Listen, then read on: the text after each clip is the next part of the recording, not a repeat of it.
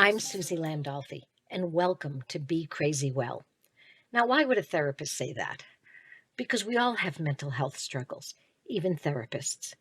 The good news is we have so much more information about how we can be crazy well. On my podcast, we don't focus on what's wrong with us. We want to know what happened to us. We're going to explore how trauma affected us, both negatively and positively. That's right. I said positively.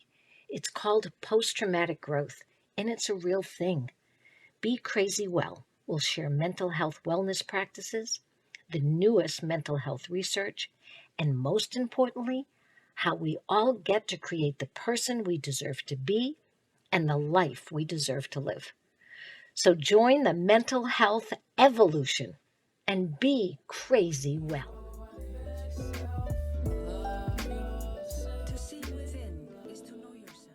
Hi, welcome to Be Crazy Well. That's right, I'm a licensed therapist and I give you permission to be crazy. Well, to be crazy well. Most of us all have a little bit of crazy in us. And why is that? It's because none of us are perfect and because we live together. So the first people we have to live with usually are our parents, and they lived with their parents. And oftentimes we pass down the crazy. And that makes sense to me because we also pass down genes and we pass down strengths and superpowers. We pass down money. We pass down a lot of things. So knowing that we pass down the crazy is also important. And some of that crazy will be a superpower. It's actually called post-traumatic growth, that oftentimes from what we experience, we gain extra strength and wisdom. In the book, and you've heard me oftentimes say about this book, it's called What Happened to You? By Dr. Bruce Perry in conversation with Oprah Winfrey. And he oftentimes calls it post-traumatic wisdom, which I love because sometimes when we talk about growth, which is also nice because that means continually growing. That can mean that we've grown and we can continue to grow. Also, the word wisdom means a lot to me. That is something that elders used to pass down all the time, that we honored the fact that people lived and had experiences for a long period of time. And those of us that were younger could gain some wisdom from their experience. So with that said, and considering the fact it's 4th of July, and we're celebrating Independence Day, that's what we say, the July 4th, it's the day we became independent from British control. Well, I was thinking about independence, and I realized I'm not quite sure there's such a thing. I can only tell you that I did not make this necklace. I did make my hair sort of. Well, no, actually I didn't. I just let it grow out. Someone else cut it. I didn't make this shirt. I didn't make these glasses.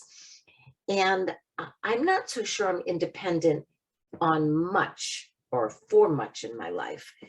And I also know that if I'm not completely independent, that I deserve and I need support and help and things from others. I also know that I was brought up to be more codependent than independent. So if independent means that I can take care of myself, well, codependent means I can't. It means that I take care of myself only in relationship to how someone else thinks about me or feels about me. So what does that look like? It means that if I'm codependent, I oftentimes take my feelings and my cues from how someone else treats me. So if they treat me well, then I feel well or I feel important. If they treat me badly, then I feel badly about myself. I am codependent with that person's thoughts and feelings about me.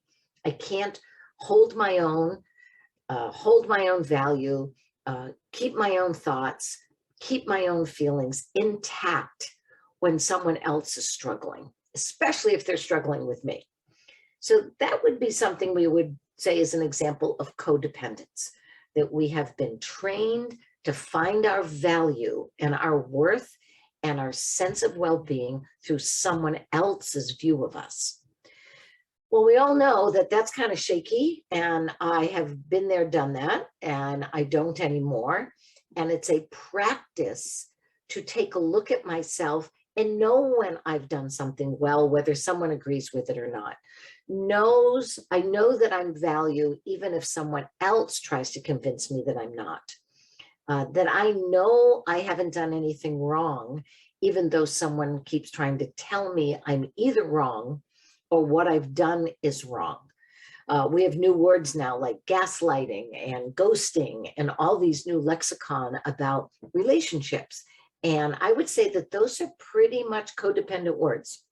That when someone ghosts me, then when they stop talking to me, I can start to feel less than. Or I could just call them and ask them why. And if I've done something that in some way has either scared them or made them sad, I want to know. And then what they can do is they can, tell me, and I can apologize, and we can make amends, and we can continue to move forward in our relationship. So that's something that I think we all get to think about and practice if we're in any kind of relationship at all, especially in our families. Are we withholding? Are we punishing? Are we afraid that our value is dependent on how someone else thinks and feels about us? So independent, not really true. Very few people. I know a woman that lives off the grid. She's pretty independent, although she had to buy all the solar panels from somebody. She didn't make those. She still buys clothes. She still buys food. She did make her own house, which was great. And even the supplies, though, had to come from somebody else. So I'm not quite sure we're ever totally independent. And codependent, something that could really cause us a lot of mental health concerns. So that brings me to the day that I'd really like to celebrate today, and that's called Interdependence Day. So I'm going to read you the definition of interdependence. All right, let me put my glasses on. All right. I'm going to read you two things. One, what is independence and interdependence? It's called interdependence, and an example. And then I'm going to read you something about what is interdependence in a relationship. Let's see if this rings any bells for you or sparks any thoughts. So first of all, the definition of interdependence, the state of being dependent upon one another. Mutual, that's the key word, mutual dependence. Could be the interdependence of the two nations' economies. Interdependence can be a form of symbiosis. Symbiosis is a relationship where both people thrive, that every partner in the relationship gets something of value and not harm in a symbiotic relationship. Of close mutual interdependence of two species or organisms. So remember, it's a state of being dependent upon one another. That's the most basic definition. Now I'm going to read you what is interdependence in terms of an example. Dependence is when a party is reliant on another party for survival. In contrast, that's dependence. In contrast, interdependence is when two or more parties are reliant on each other for survival. Reliant, not dependent. Now, it seems like it's a small difference, but it's actually a big difference because you're relying on the person. You each have power, you each have value, but you've made a pact. You have talked and made a contract and given your word to rely on each other, to be there for one another. It doesn't mean it's 100% the same. Doesn't mean that what I bring will necessarily bring the same thing that the other person is. So that idea that a business is reliant on a supplier for raw materials, it would be considered interdependence. I remember that when I talked to my dad, who was part Native American, he talked a lot about tribal principles. And the tribal principles that he talked a lot about was how the tribe looked at the community as being interdependent. They relied on one another. They honored one another in what they brought, and each person could hold their own value. And then they shared that with others in the tribe. No one went hungry. No one, if someone lost a spouse or a partner, the people all pitched in. And so no one actually went without. They understood that their strength and their survival and their ability to thrive depended on relying upon one another and honoring what each person brings. So let me read you now what an independent relationship looks like. Interdependence involves a balance of self and others within the relationship. I want to say that again. It involves a balance of self and others within the relationship, recognizing that both partners are working to be present and meet each other's physical and emotional needs in appropriate and meaningful ways. So if both partners are working to be present and meet each other's physical and emotional needs in an appropriate and meaningful way, it means that we are all of equal value in an interdependent relationship.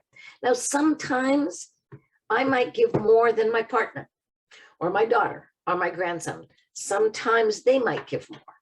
I might need something a little bit more than they do. I get that.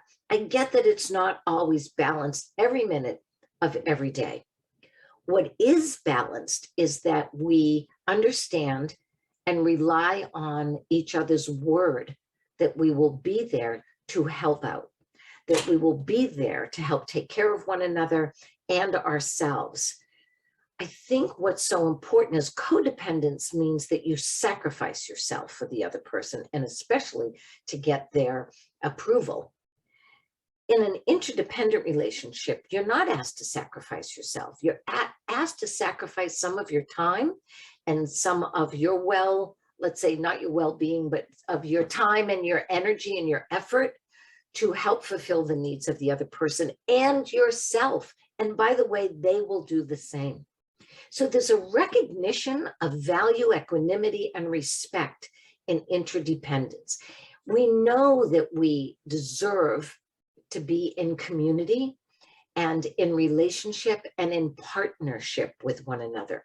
And we know that our thriving and our life depends on that respect and honoring of that interdependence.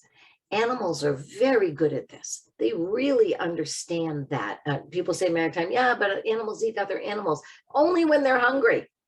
Like if you go down to the water hole, when no one's hungry, everybody's drinking the water together. And they also understand the importance of how our community, our environment must be taken care of. So I just wanted to bring this up on this day because there's a lot of myths and misconceptions about love, partnership, caring, being in a work relationship with someone, being in a love relationship with someone. And I was talking to someone today about interdependence and how I want to start the Interdependence party maybe, or I want to start honoring Interdependence Day instead of Independent Day, and Independence Day, I should say, because it's not actually true. The world has gotten smaller. We've gotten more connected, not less connected. I know everybody says, well, the internet. Yeah, well, the internet now gets me to be connected to people all over the world in a nanosecond. And what happens maybe 10,000 miles away can affect me. And I know that now. I know that what I do in my daily life affects so many others. I know that I'm interdependent with others in this world. And I take that responsibility very seriously. I also understand that when I started to follow and support interdependence, I was less codependent. That's because I saw my own value. I understood that I was a valuable part of the community, of my family, of any partnership, as a staff, as a coworker, that my participation and what I brought was valuable and people were reliant on me. I also understood that I didn't always have to sacrifice my well-being to be part of an interdependent community, that people were also looking out for me as well while I was looking out for them. Interdependence also makes it easy to collaborate. It makes it easier to cooperate. It makes it easier to negotiate because you all come from a place of equanimity and of equal value. And I was thinking how important that would be even in a family. The opposite of interdependence would be maybe authoritarian, where there's a hierarchy of value. And therefore, you don't feel that you're of equal value or that anybody is reliant on you or that everybody's reliant on you, but the people at the top don't have to give anything more than what they want. They hold more power. And I was thinking how that's kind of like what children go through. Are we really honoring that children bring something into our lives of equal value to much of what we do? Now, granted, I understand that I have the credit card and the car keys for the most part. Therefore, I do have a responsibility to protect and make sure that all the basic needs of my family are met and cared for. But that doesn't mean that these children that we have in our lives don't bring something of value as well. My grandson brings the fun. I'm telling you, without fun, this would be a really, really hard place to live. So he brings new ideas from a new perspective of it as a young person. He calls me on my stuff. He sees things about me that I sometimes don't want to see, and he will say it. He also inspires me to work through when I'm tired or when I don't want to work out, or he's like, come on, Jima. And he wants not just things from me, he wants that inspiration and that wisdom. And he also wants to give some inspiration and wisdom. And I was thinking about how important that is for me to accept that and honor that. That the more that I accept from him as a valuable part of the family, the more he wants to give. The more that I learn from him, the more that I thank him, the more that I hear his voice and consider his perspective, because we are interdependent. And I love that he knows that if we disagree, he's still of equal value. So he's not codependent on my approval in order to feel his value. His value is real, and it's an important, necessary part of our family that we are reliant on. He also is stronger than me now, so that's important. So we've switched some roles where all of a sudden he's doing things for me that I used to do for him. And when I started to and always have valued his input, he's more willing to do it. He understands that now he has a strength that I don't have anymore, and that I am interdependent on his goodwill, his kindness, his ability to participate and understand we all take care of this family in this home together.